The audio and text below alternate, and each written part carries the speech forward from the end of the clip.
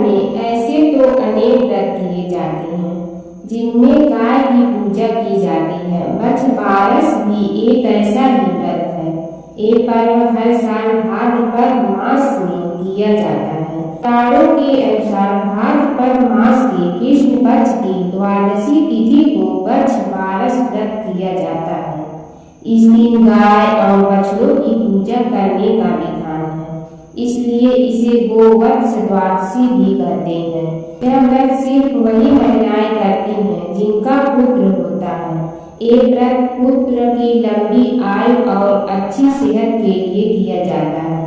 यह व्रत प्रतिवर्ष भाद्रपद माह के कृष्ण पक्ष की द्वादशी तिथि पर किया जाता है। हिंदू पंचांग के अनुसार जन्माष्टमी के ठीक 4 दिन बाद यह पर्व मनाया जाता है। पुराणों के अनुसार बछ बारस गोवत्स द्वादशी व्रत कार्तिक माह वैशाख और श्रावण महीनों की कृष्ण द्वादशी को होता है। भाद्रपद मास की गोवत्स द्वादशी के दिन गाय बछड़े की पूजा की जाती है। इसी दिन अजा एकादशी का पारण भी किया जाता है। धार्मिक मान्यता अनुसार बछ बारस या गोवत्स द्वादशी व्रत पुत्र की लंबी आयु के लिए रखा जाता है। भाद्रपद कृष्ण द्वादशी को गोवत्स द्वादशी मनाई जाती है। पुराणों में गौ माता का गाय के प्रत्येक अंग में देवी देवताओं की स्त्रीत्व वर्णन प्राप्त होता है। पर पुराण के अनुसार गाय के मुख में 4 वेदों का निवास है। उसके सिंहों में भगवान शिव और विष्णु सदा विराजमान रहते हैं। गाय के उदर में कार्तिकेय, मस्तक में ब्रह्मा, ललाट में रुद्र, सिंहों के अग्रभाग में इंद्र, दोनों कानों में अश्विनी कुमार, नेत्रों में सूर्य और चंद्र, दांतों में गरुड़, जिह्वा में सरस्वती, अपान में बुधा, में सारे तीर्थ, मूत्र स्थान में गंगा जी, रोमकूपों में ऋषिगण, पृष्ठ भाग में यमराज, दक्षिण पार्श्व में वरुण एवं कुबेर, वाम पार्श्व में महाबली यक्ष, मुख के भीतर गंधर्व, नासिका के अग्रभाग में सर्प, फूलों के पिछले भाग में अप्सराएं स्थित है। इस दिन गाय बछड़ा और बाघ बाघिन की मूर्तियां बनाकर उनकी पूजा की जाती है। गोवत्स द्वादशी की व्रत कथा। बछ बारस की प्रचलित कथा के अनुसार बहुत समय पहले की बात है। एक गांव में एक साहूकार अपने 7 बेटे और पोतों के साथ रहता था।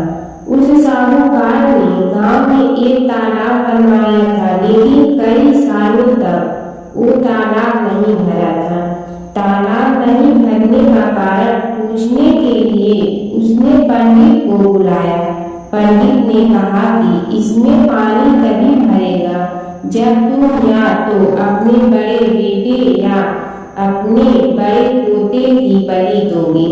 तब साहूकार ने अपने बड़ी बहू को तो पीहर भेज दिया और पीछे से अपने बड़े पोते की बलि दे दी। इतने में गरजते बरसते बादल आए और तालाब पूरा भर गया। इसके बाद बछ बारस आई और सभी ने कहा कि अपना तालाब पूरा भर गया है, इसकी पूजा करने चलो। साहूकार अपने परिवार के साथ तालाब की पूजा करने गया। वह दासी से बोल गया था, गिहुला को पक्का लेना। साहूकार के कहे अनुसार गिहुला से तात्पर्य गेहूं के धान से था। दासी समझ नहीं पाई। दरअसल गिहुला गाय के बछड़े का भी नाम था। उसने गिहुला को ही पका लिया। बड़े बेटे की पत्नी भी पीहर से तालाब पूजन आ गई थी। तालाब पूजने के बाद वह अपने बच्चों से प्यार करने लगी। तभी उसने बड़े बेटे के बारे में पूछा। तभी तालाब में से मिट्टी में लिपटा हुआ उसका बड़ा बेटा निकला और बोला, माँ मुझे भी तो प्यार करो। तब सास बहू एक दूसरे को देखने लगी। सास ने बहू को बलि देने वाली सारी बात बता दी। फिर सास ने कहा, बछ बारस माता ने हमारी लाज रख ली और हमारा बच्चा वापस दे दिया। तालाब की पूजा करने के बाद जब वह वापस घर लौटी तो देखा बछड़ा नहीं था। साहूकार ने दासी से पूछा, बछड़ा कहाँ है? तो दासी ने कहा कि आपने ही तो उसे पकाने को कहा था। साहूकार ने कहा, एक पाप तो अभी उतरा ही है, तुमने दूसरा पाप कर दिया। साहूकार ने पका हुआ बछड़ा मिट्टी में दबा दिया। शाम को गाय वापस लौटी तो वह अपने बछड़े को ढूंढने लगी और फिर मिट्टी खोदने लगी। तभी मिट्टी में से बछड़ा निकल गया। साहूकार को पता चला तो वह भी बछड़े को देखने गया। उसने देखा कि बछड़ा गाय का दूध पीने में व्यस्त था। तब साहूकार ने पूरे गांव में यह बात फैला दी कि हर बेटे की मां को बछबारस का व्रत करना चाहिए।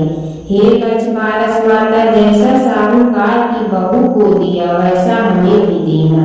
कहानी कहते सुनते ही सभी की मनोकामना पूर्ण करना। कहीं कहीं इस कथा में यह जिक्र भी मिलता है कि गिहुला और मुंगला दो बछड़े थे जिन्हें दासी ने काट कर पका दिया था। इसलिए इस दिन गेहूं, गुड़ और चाकू तीनों का प्रयोग वर्जित कहा गया है। गोवत्स द्वादशी बछबारस की पौराणिक कथा के अनुसार प्राचीन समय में भारत में सुवर्णपुर नामक एक नगर था। वहाँ देवदानी नाम का राजा राज करता था। उसके पास एक गाय और एक भैंस थी। उनकी दो रानियां थी। एक का नाम सीता और दूसरी का नाम गीता था। सीता को भैंस से बड़ा ही लगाव था। वह उसमें बहुत नम्र व्यवहार करती थी और उसे अपनी सखी के समान प्यार करती थी। राजा की दूसरी रानी गीता गाय से सखी सहेली के समान और बछड़े से पुत्र समान प्यार और व्यवहार करती थी। यह देखकर भैंस ने एक दिन रानी सीता से कहा, गाय बछड़ा होने पर गीता रानी मुझसे ईर्ष्या करती है। इस पर सीता ने कहा, यदि ऐसी बात है तब मैं सब ठीक कर लूंगी। सीता ने उसी दिन गाय के बछड़े को काट कर गेहूं की राशि में दबा दिया। इस घटना के बारे में किसी को कुछ भी पता नहीं चलता, किंतु जब राजा भोजन करने बैठा तभी मांस और रक्त की वर्षा होने लगी। महल में चारों ओर रक्त तथा मांस दिखाई देने लगा। राजा की भोजन की थाली में भी मलमूत्र आदि की बास आने लगी। यह सब देखकर राजा को बहुत चिंता हुई। उसी समय आकाशवाणी हुई, हे राजा, तेरी रानी ने गाय के बछड़े को काट कर गेहूं की राशि में दबा दिया है। इसी कारण यह सब हो रहा है। कल गोवत्स द्वादशी है, इसलिए कल अपनी भैंस को नगर से बाहर निकाल दीजिए और गाय तथा बछड़े की पूजा करें। इस दिन आप गाय का दूध तथा कटे फलों का भोजन में त्याग करें। इससे आपकी रानी द्वारा किया गया पाप नष्ट हो जाएगा और बछड़ा भी जिंदा हो जाएगा। अतः तभी से गोवत्स द्वादशी के दिन गाय बछड़े की पूजा करने का महत्व माना गया है तथा गाय और बछड़ों की सेवा की जाती है।